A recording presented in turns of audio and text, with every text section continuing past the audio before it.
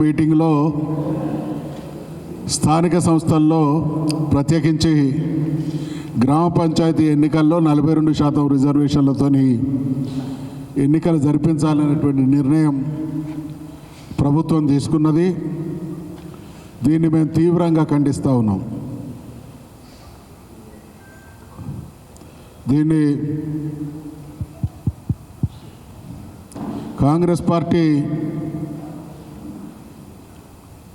పరంగా 42% రిజర్వేషన్లు ఎంత ద్రోహం అంటే, తెలంగాణలో తెలుగులో ఒక సామెత ఉన్నది, ఓడెక్కదాకా ఓడమల్లన్న, ఓడెక్కినాక బోడమల్లన్న.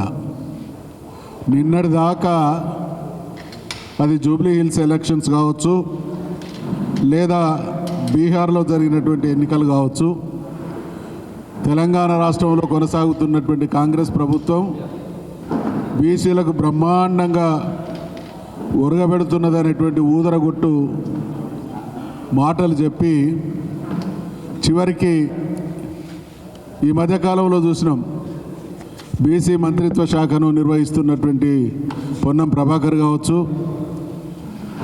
ఈరోజు కాంగ్రెస్ పార్టీకి సంబంధించినటువంటి అనేక మంది మంత్రులు కావచ్చు, మహేష్ కుమార్ గౌడ్ గారు కావచ్చు, అసలు వీళ్ళకు ఏమన్నా అది నాలుక తాటిమట్ట, ఒకే విషయం మీద అనేక రకాలైనటువంటి మాటలు మాట్లాడడం అనేది కాంగ్రెస్ పార్టీకే చెల్లింది. స్వయంగా of the record on record Ponnam Prabhakar గారు మాతో మాట్లాడినటువంటి అనేక సందర్భాల్లో 100% మా ప్రభుత్వం 42% రిజర్వేషన్లకు కట్టుబడి ఉన్నది. ఏ రోజు ఎన్నికలు జరిగినా 42% రిజర్వేషన్తోనే ఎన్నికలకు పోతామనేటువంటి హామీ ఇచ్చి ఈరోజు మేము పార్టీ పరంగా 42% రిజర్వేషన్లు ఇస్తామనడం బీసీలకు కాంగ్రెస్ పార్టీ చేస్తున్నటువంటి ద్రోహానికి పరాకాష్ట అనేటువంటి విషయాన్ని మనవి చేస్తూ ఉన్నాం. అసలు ఎట్లిస్తారు 42% రిజర్వేషన్లు గ్రామ పంచాయతీల్లో? గ్రామ పంచాయతీ ఎన్నికలు జరిగేదే పార్టీల రహితంగా. అక్కడ ఏ పార్టీ కూడా పార్టీపరమైనటువంటి సింబల్ ఉండదు, పార్టీపరమైనటువంటి కేటాయింపులు ఉండవు. మరి అటువంటి అప్పుడు 42% రిజర్వేషన్లు అమలు చేస్తామని అనడం అంటే ముమ్మాటికి ఇది ద్రోహమే. 2 సంవత్సరాలుగా, 1 సంవత్సరం పాటు దీనికి సంబంధించినటువంటి ప్రాసెస్ స్టార్ట్ చేయక మోసం చేసినటువంటి కాంగ్రెస్ పార్టీ ఈ సంవత్సర కాలంలో అడుగడుగున చేస్తున్నట్టు నటిస్తూ కోర్టులు తప్పు పట్టేటువంటి విధానాన్ని అవలంబించింది వాళ్ళే. బీఆర్ఎస్ పార్టీ కానీ రాజ్యాంగపరమైనటువంటి నిపుణులు అనేక సందర్భాల్లో కాంగ్రెస్ ప్రభుత్వానికి, ముఖ్యమంత్రి గారికి స్వయంగా ఇచ్చినటువంటి సలహా ఏంటంటే 9th షెడ్యూల్లో చేర్చడం ద్వారా మాత్రమే సమస్యకు పరిష్కారం తప్ప ఇతరత్రా ఏ ప్రయత్నం చేసినా గతంలో కోర్టులు అడ్డుకున్నటువంటి పరిస్థితి ఉన్నది. కాబట్టి మీరు అటువంటి చర్యలు, అటువంటి ప్రయత్నం ఏది చేసినా కోర్టులు అడ్డుకుంటాయి అనేటువంటి విషయాన్ని ముందే చెప్తే, మాకు సుదీర్ఘమైనటువంటి చరిత్ర ఉంది, అసలు రాజ్యాంగాన్ని రాసిందే మేము, రాజ్యాంగాన్ని ఆపోసర పెట్టినటువంటి పార్టీ మాది, దేశాన్ని సుదీర్ఘకాలం పాటు ఏలినటువంటి పార్టీ, మీకు లేని నైపుణ్యం, మీకు లేని అవగాహన, మీకు తెలియని విషయాల పట్ల లోతైనటువంటి అవగాహన ఉన్నటువంటి పార్టీ మాదని చెప్పి ఎందుకు ఈ రంకుల విషయం, ఎందుకు ఈ దుర్మార్గం? అసలు బీసీలు ఏం పాపం చేసుకున్నారు? ఈ దేశంలో బీసీలకు జరిగినటువంటి అన్యాయం, అవమానం కాంగ్రెస్ హయాంలో చరిత్రలో ఏ దేశంలో ఎక్కడ కనబడినటువంటి తీరని అన్యాయానికి దేశంలోని బీసీలను, రాష్ట్రంలోని బీసీలను మోసం చేసినటువంటి పార్టీ కాంగ్రెస్ పార్టీ. మేము 9th షెడ్యూల్లో చేర్చాలనేటువంటి విషయం స్పష్టంగా చెప్పిన తర్వాత కులగణన ఏ రకంగా జరిగిందో మీరందరూ కూడా చూసిళ్ళు. బీసీలకు మీరు అమలు చేస్తామని చెప్పినటువంటి రిజర్వేషన్లను అమలు చేయమని ఒత్తిడి తెచ్చినందుకు ఈ ప్రభుత్వం ఏ రకమైనటువంటి నెగటివ్గా స్పందించిందో చూసిన బీసీల జనాభానే తగ్గించిన.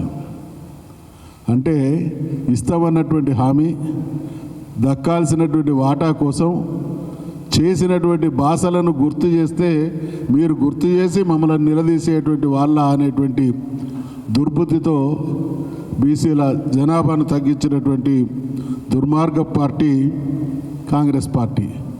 ఆ రోజే చెప్పినాం, సర్వే పూర్తిగా డెడికేటెడ్ కమిషన్ ద్వారా మాత్రమే సర్వే జరిగితే దానికి ఆథెంటిసిటీ ఉంటుంది, కోర్టులు కూడా తప్పుపట్టాయని చెప్తే ప్లానింగ్ డిపార్ట్మెంట్ ద్వారా చేసిండ్రు. అంటే చేసినటువంటి సర్వేలు కూడా లోపభూయిష్టం కాబట్టి వీళ్ళు చేసినటువంటి బిల్లులను కూడా గవర్నర్ లాంటి వ్యవస్థలు అడ్డుకోవడానికి, పెండింగ్లో పెట్టడానికి న్యాయపరమైనటువంటి అనేక లొసుగులు కారణం. ఇన్ని రకాలుగా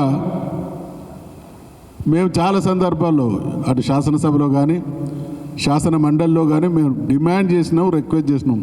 అయ్యా మీరు కులగన్న చేసినామని అంటున్నారు కదా, మీద తప్పుల తడక అని మేము అంటున్నాము. ఒకవేళ తప్పుల తడక కాదు, వాస్తవంగా మేము కరెక్టే చేసినాం అనుకుంటే ఏదైనా కూడా, నేను శాసనసభ స్పీకర్గా పనిచేసిన, టేబుల్ చేస్తాం ఏదైనా విషయాల మీద ఇటువంటిది జరిగినప్పుడు ఆ అంశాలకు సంబంధించినటువంటి సమగ్ర సమాచారాన్ని గౌరవ సభ్యులకు అందించడం అనేది సభ్యులకు ఉన్నటువంటి హక్కు. మాకు ఇవ్వకపోగా పబ్లిక్ డొమైన్లో కూడా పెట్టలేదు. ఎందుకంటే వీళ్ళు చేసినటువంటి నిర్వాకాలన్నీ బయటికి వస్తాయి కాబట్టి. మనల్ని ఏమార్చవచ్చు, కోర్టులను ఏమార్చలేవు కదా. గవర్నర్ గారికి ఉండేటువంటి లీగల్ ఎక్స్పర్ట్స్ ఖచ్చితంగా ఆయన గైడ్ చేస్తారు కదా, ఇది ఈ రకమైనటువంటి లొసుగులు ఉన్నాయని. అయినా ఇవన్నీ చేస్తూ కూడా మళ్ళీ ఎన్నికల ప్రమాదం పొంచి ఉన్నదనో, లేకపోతే రాహుల్ గాంధీ గారు దేశవ్యాప్తంగా బీసీ నినాదం ఎత్తుకున్నాడు కాబట్టి ఇక్కడ చేస్తున్నట్టు ద్రోహం చేసినట్టు తేలితే దేశంలో ఇప్పటికే అది మరణశయ్య మీద ఉన్నటువంటి కాంగ్రెస్ పార్టీ, వెంటిలేటర్ మీద ఉన్నటువంటి కాంగ్రెస్ పార్టీ వెంటిలేటర్ జనాలు తీసేస్తారనేటువంటి భయంతో నమ్మించేటువంటి ప్రయత్నం చేసిళ్ళు. చివరికి దుర్మార్గంగా ఆ రోజు శాసన మండలిలో, శాసనసభలో ఎందుకు మా ఆవేదనను వ్యక్తం చేస్తున్నామంటే మేము చాలా స్పష్టంగా చెప్పినాం, తమిళనాడు ప్రభుత్వం ఆషామాషిగా అక్కడ రిజర్వేషన్లు కొనసాగడం లేదు. వాళ్ళు చరిత్రాత్మకమైనటువంటి పోరాటం చేసిళ్ళు. రాష్ట్రం అంతా ముక్త కంఠంతో ఒకే మాట ఒకే బాటగా స్పందించింది. ఆ రోజు ఆ ప్రభుత్వం చేస్తున్నటువంటి చర్యకు పూర్తి రాష్ట్ర స్థాయి సమర్థన వచ్చింది. ఢిల్లీలో ఉండేటువంటి అన్ని పార్టీలను కలిసిళ్ళు, ప్రధానమంత్రిని కలిసిళ్ళు, తీవ్రమైనటువంటి ఒత్తిడి తెచ్చిళ్ళు. దయచేసి దాన్ని, ఆ ప్రొసీజర్ను మనం అడాప్ట్ చేసుకుందాం. ప్రభుత్వానికి కనుక చిత్తశుద్ధి ఉంటే ఈ రాష్ట్రానికి సంబంధించినటువంటి స్టేక్ హోల్డర్స్ అయినటువంటి అన్ని పార్టీల నాయకులను కూడా తీసుకొని పార్లమెంటులో ఉండేటువంటి ఎంపీలను కాదు, ప్రతిపక్ష నాయకులను కలుద్దాం, ప్రధానమంత్రి గారిని కలుద్దాం, రాహుల్ గాంధీ గారిని కలుద్దాం. వెరసి ఇది పార్టీల సమస్య కాదు, తెలంగాణ రాష్ట్ర ప్రజలందరి సమస్య అనేటువంటి